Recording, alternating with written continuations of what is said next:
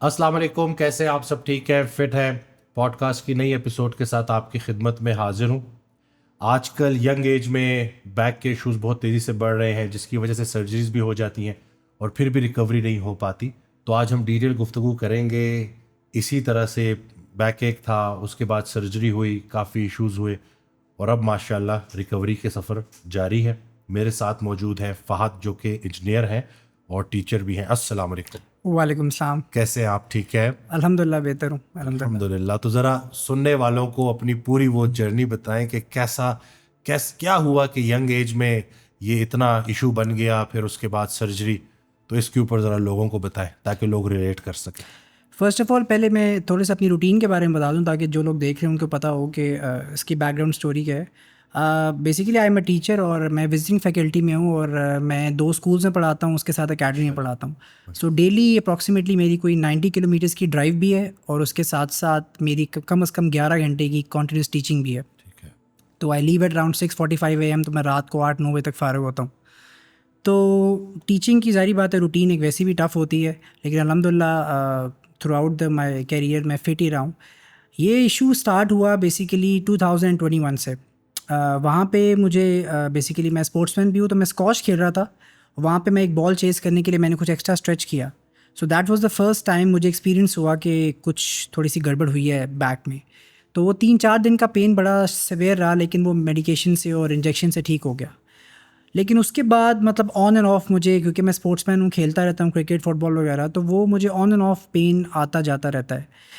तो अभी रिसेंटली 2023 दिसंबर के अंदर मैं उम्रे पे गया हुआ था। तो जब मैं वहाँ पे सही कर रहा था तो that was the first time वो पेन शिद्दत वाला मुझे दोबारा सही के दौरान मुझे वापस आया। बट अल्लाह के घर था, ज़ाहिर बात है, हम अल्हम्दुलिल्लाह अल्लाह ने मौका दिया था, लेकिन अल्लाह ने हिम्मत दी, मैंने उम्रा कंप्लीट किया। उसी हालत में मैंने तवाफ़ वगैरह करके जब मैं वापस आया, so things started to get little worse. और ये रमज़ान की बात है कि रमज़ान के अंदर मेरी नॉर्मली लेट नाइट 11 से लेके सहरी तक बैक टू बैक क्लासेस होती हैं। तो 3-4 घंटे इसी पोस्चर में रहना, तो आई थिंक बैक पे ज़रा स्ट्रेस पड़ा है, तो वहाँ से पेन ट्रिगर हुआ है।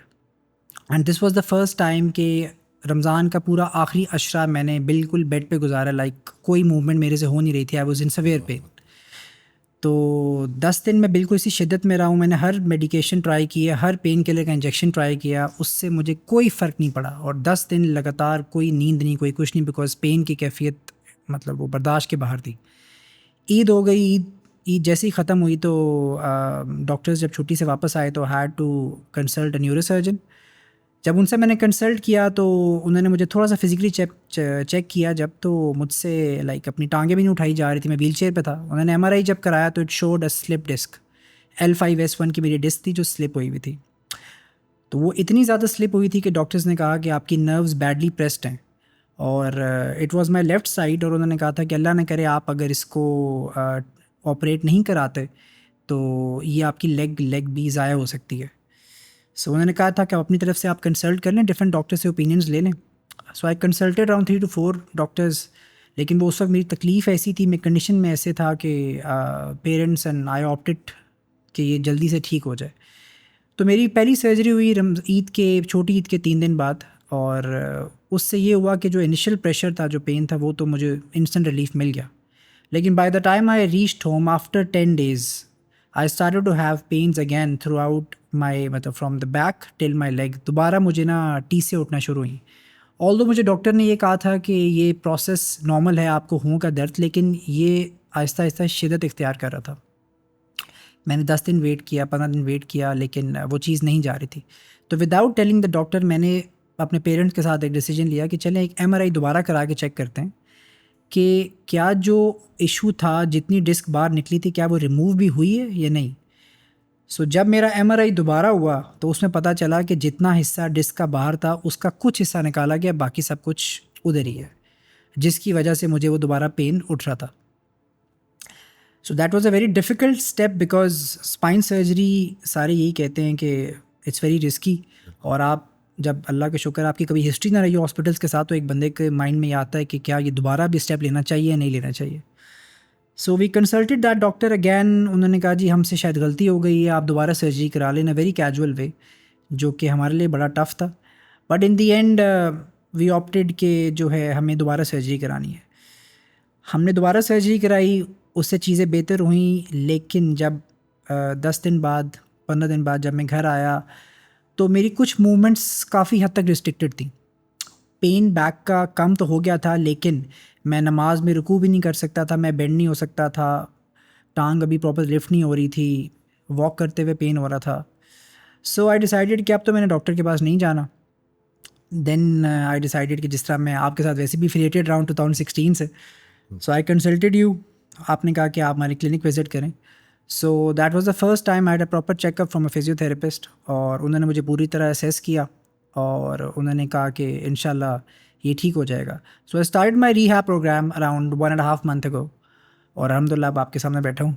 रिकवरी काफ़ी हद तक हो चुकी है, अब अल्लाह का शुक्र है। तकरीबन हफ़्ता हो गया, मैं नमाज में प्रॉपर सजदा भी कर लेता हूँ, मेरी मूवमेंट्स भी बेहतर हो रही हैं, मैं आहिस्ता आहिस्ता वर्कआउट भी, स्ट्रेंथ ट्रेनिंग भी मेरी शुरू हो गई है, जिम भी जा रहे हैं? जिम भी शुरू कर दिया मैंने। अकबर, तो माशाल्लाह। ये आहिस्ता आहिस्ता कंडीशनल ट्रेनिंग, आहिस्ता आहिस्ता उसने मुझे इतना बेहतर कर दिया कि अब मैं आहिस्ता आहिस्ता स्ट्रेंथ ट्रेनिंग पे भी आ गया हूँ, अल्लाह का शुक्र। आपको अल्हम्दुलिल्लाह आपको कैमरे के सामने आने का मकसद भी यही था ना, कि लोग बाज़-औक़ात ये समझते हैं कि जैसे अगर सर्जरी हो गई है ना, तो अब शायद वो स्ट्रेंथ बेस्ड वर्कआउट जिम में जाके नहीं कर सकते। तो लोगों को ये भी कॉन्फिडेंस देना कि नहीं, रिकवरी रिहैब पॉसिबल है, लेकिन अगर वो प्रॉपर तरीके से फिजियोथेरेपी को भी संजीदगी से ले। ऐसे ही है। तो ये जो भी आपकी रिकवरी हुई है, क्या ये विदाउट फिजियो पॉसिबल थी? This is impossible to be honest. मैं जब सर्जरी के बाद एक माइंड में, जब सर्जरी में करवा रहा था, तो उस टाइम में मेरे माइंड में था कि नहीं, ये तो बस सर्जरी होगी तो मैं हफ्ते में सब कुछ ठीक हो जाएगा, as suggested by the doctor. क्योंकि मैं पहले उनसे मैंने पूरी डिटेल्स ली थी, उन्होंने कहा था आप विद इन 10 डेज़ आप चलना शुरू कर देंगे and with in 3 weeks you'll be absolutely normal. लेकिन ऐसा बिल्कुल भी नहीं हुआ, क्योंकि जब मैं यहाँ पे आया और जब मैंने डिटेल से डिस्कशन की विद द फिजियोथेरेपिस्ट, उन्होंने मुझे बताया कि आपके मसल्स कितने वीक हैं, उनको स्ट्रॉन्ग करने की ज़रूरत है ताकि आपकी स्पाइन पे एक्स्ट्रा प्रेशर ना पड़े।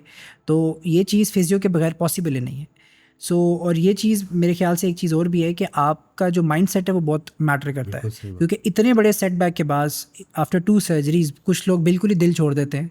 सो अल्लाह का शुक्र है, मुझे हिम्मत आपने दी है, मेरे फिजियोथेरेपिस्ट ने दी है, मेरे पेरेंट्स ने दी, जिसकी वजह से मैंने एक रीहैब को पूरी तरह किया है, और अल्लाह का शुक्र है ये रिकवरी ऑन गोइंग है अल्हम्दुलिल्लाह। अभी आपने डाइट भी स्टार्ट कर दी है? अल्हम्दुलिल्लाह। It's my 7th day, I am back to my strict protein diet, और उसके थ्रू बेहतर फील कर रहा हूँ, क्योंकि because I have to get lean to reduce the weight on my spine. तो इंशाल्लाह लोड भी कम करना है, प्रोटीन का भी आपने जिक्र किया ताकि रॉ मटेरियल मिले, रिकवरी हो प्रॉपर तरीके से।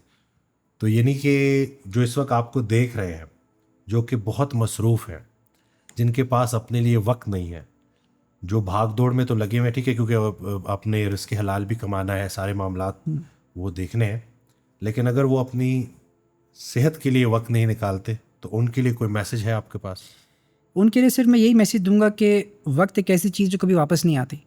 So better you should better invest on your self. और ये मैंने अपनी लाइफ में सीखा, बिकॉज मैंने खुल के अपनी रूटीन अपने सामने रखी है कि आप खुद देखें, आई लीव एट अराउंड 6:45, तो 13-14 घंटे मैं घर से बाहर होता हूँ।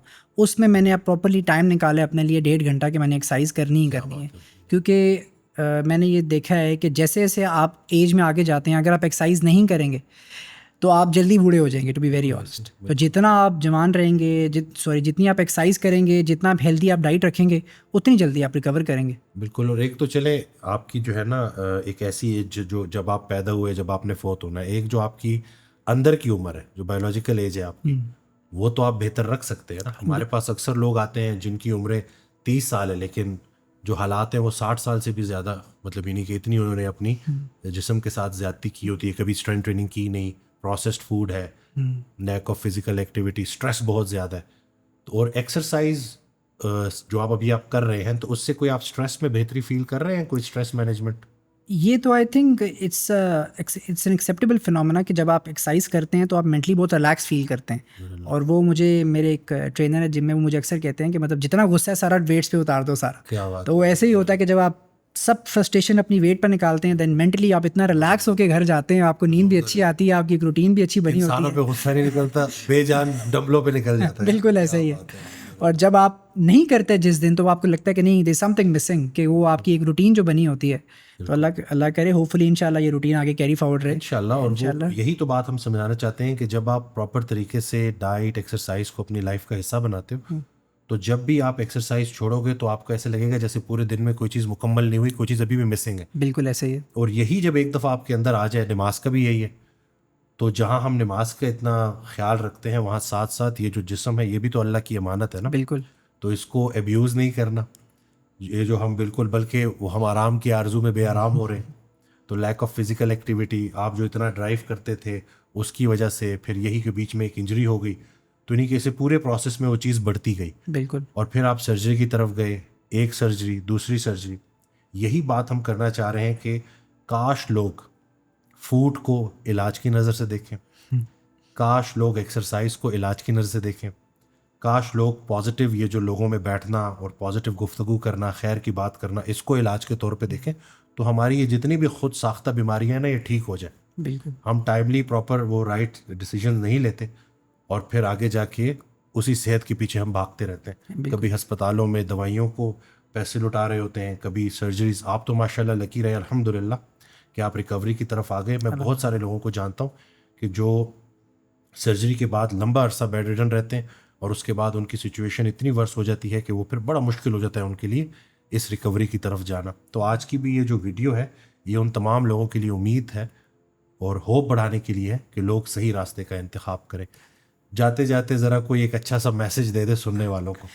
बस मैं यही बोलूँगा कि इस दुनिया में अल्लाह ताला की जो इंसान के ऊपर सबसे बड़ी नेमत है वो सेहत है। क्योंकि सेहत अगर होगी तो आपके सब कुछ आपके साथ होगा, अगर सेहत नहीं है तो आप कुछ भी नहीं कर सकते। ये चीज़ मुझे अभी, क्योंकि मैंने कभी सोचा नहीं था कि मेरे साथ कुछ ऐसा होगा।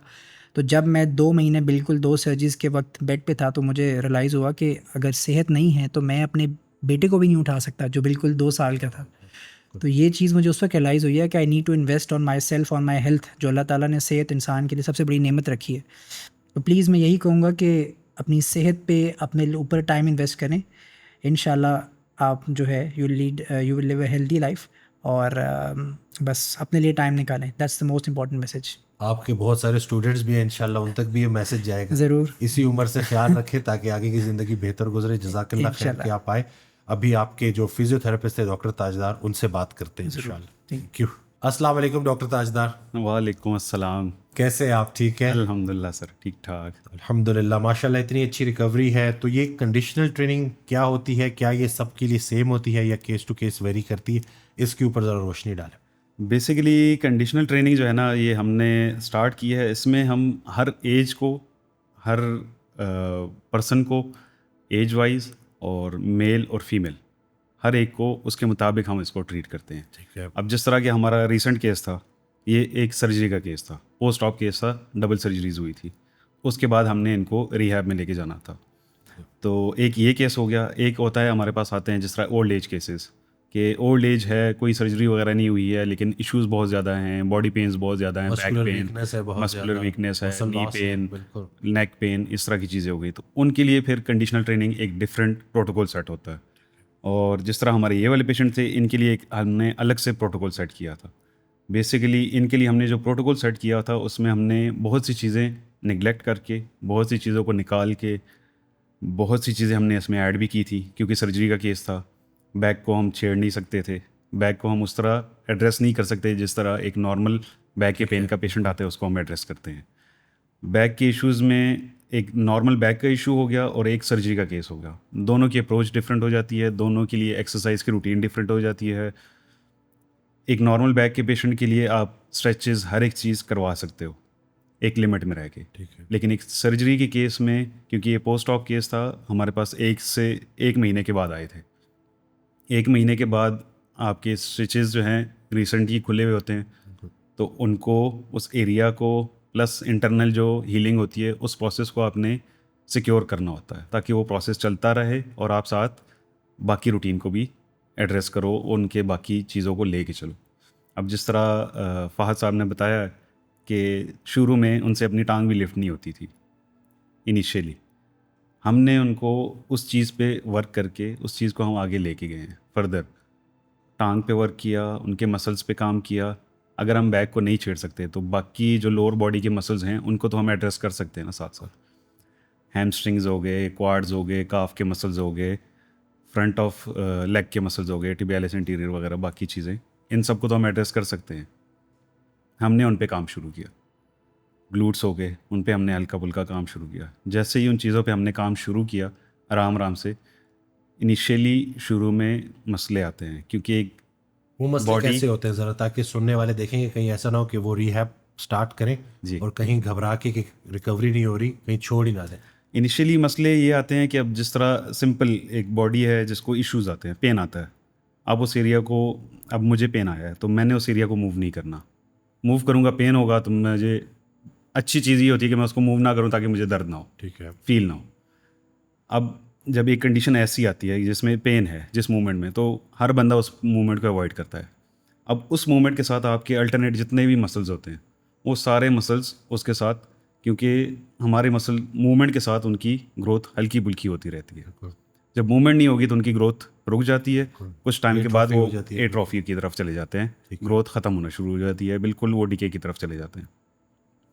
इनके केस में बेड रिडन पेशेंट था, 1 महीना बेड पे थे, कुछ टाइम उससे पहले प्लस सर्जरी के बाद पोस्ट ऑप 1 महीना कंप्लीट बेड रेस्ट। अब उसमें मसल लॉस तो हो गया। अब जब मसल को दोबारा हम एक्टिव करेंगे, एक्टिविटीज़ करेंगे, बहुत ज़्यादा पेन होगा। जिस तरह नॉर्मल जिम के लिए कोई बंदा जाता है तो जिम में मसल सोरनेस, की उसके बाद सुबह उठते हैं तो पता चलता है कि ये पता जाता कल है, कुछ बिल्कुल, किया था। बिल्कुल। तो वो चीज़ें आपकी इनिशियली, इसमें भी वही चीज़ें सेम, वही प्रोटोकॉल आता है सारा, लेकिन थोड़ा सा ज़्यादा इसलिए होता है क्योंकि जो एरिया स्टिफ होती है, जो मसल स्टिफ होते हैं, उनको आप छिड़ते हो। इनिशियली तो आपको बड़ी रिलैक्सेशन होती है कि हाँ जी आज तो मैं बड़ा रिलैक्स हो गया हूँ, लेकिन मैं घर गया, सुबह मैं उठा तो मेरे बैक और ज़्यादा स्टिफ हो गई थी, वो मुझे जो पेन था वो बहुत शदीद करके फील हुआ। अब ये चीज़ें अगर आएंगी तो आपको 3 से 4 दिन, मैं हर पेशेंट को यही सजेस्ट करता हूँ कि आप 1 हफ्ते के लिए कंटिन्यू करें उस चीज़ को। जब आप कंटिन्यू करेंगे तो आपको उस चीज़ में इम्प्रूवमेंट उसके बाद नज़र आना शुरू होगी। ठीक है, हो सकता है इनिशियली आपका पेन पहले से बढ़ जाए, लेकिन जैसे ही आप उसको कंटिन्यू करेंगे, रेगुलर लेके जाएंगे, तो आपको उसके साथ साथ रिकवरी फील होना शुरू हो जाएगी, आपका वो ही पेन वापस आना शुरू हो जाएगा। अब जिस तरह फ़हद के केस में हमारा पेन इनिशियली था, पूरी लेग में जा रहा था, पूरी लेग इनकी नम हो रही थी, बैक ऑफ थाई जो है वो पूरी नम हो रही थी, साथ में नीचे काफ में भी पेन जा रहा था। जब हमने असेस किया, हैमस्ट्रिंग्स में अच्छे खासे नॉट्स थे और काफ में तो ऐसे नॉट्स थे कि हाथ लगाओ तो चीखें निकल जाती थी, लेकिन हम उसको आराम आराम से लेके गए और अभी अल्हम्दुलिल्लाह वो जिम में अपनी एक्सरसाइज की रूटीन प्रॉपर फॉलो करते हैं, तो जिम करते ये हैं। मतलब आपसे जिम तक का सफ़र, इसमें कितना टाइम लगा? अभी जो उनकी कंडीशन है वो 1.5 मंथ हुआ है उनको। ठीक है, तो यानी कि लेट्स से अगर कोई बड़ी उम्र का शख्स आता है, हाँ, तो अगर उसने आपसे जो है यही सर्जरी के साथ रिहैब करवा के, तो वो जिम तक पहुंचने में उसको कितना वक्त लगेगा? उनको अगर बहुत ज़्यादा लग जाए ना, मेरी तरफ से अगर मैं कहूँ कि जी बहुत ज़्यादा टाइम लग गया, तो 3 मंथ्स उनको लग जाएंगे। 3 मंथ्स। लेकिन 3 मंथ्स में वो जिम में होंगे, 3rd मंथ उनका जिम में होगा। अक्सर लोग मेरे पास आते हैं, वो कहते हैं कि जब हमारी सर्जरी तो हमें डॉक्टर ने मना कर दिया कि अब आपने जिम नहीं जाना, तो ये एडवाइस आपके मुताबिक कैसी है? ये बिल्कुल गलत है मेरे मुताबिक, क्योंकि ये हमारे पास एक जीता जागता सबूत है। ऑलमोस्ट 2.5 to 3 मंथ्स हो गए हैं, लेकिन वो जिम में एक्सरसाइज भी कर रहे हैं, हर एक चीज़ कर रहे हैं। डॉक्टर को एडवाइस ये करना चाहिए ना कि आपने जिम जाना है, लेकिन तरीके के साथ इस एरिया की एक्सरसाइज नहीं करनी, वो चीज़ समझ आती है। बिल्कुल, कि आपके बैक का इशू है तो बैक की एक्सरसाइज नहीं करनी, बिल्कुल। बाकी आप हल्की फुल्की कर सकते हैं, वो चीज़ समझ आती है, लॉजिकल बात है। लेकिन वो आपने ये कहे वेट कि नहीं उठाना। हाँ आपने वेट नहीं उठाना, तो आपने वेट एग्जैक्ट जो एडवाइस होती है कि आपने वेट नहीं उठाना। वेट कहाँ पे नहीं उठाना, अब ये चीज़ उसने नहीं बताई। और हमारे लोग भी जी बस डॉक्टर ने जो कह दिया तो बस।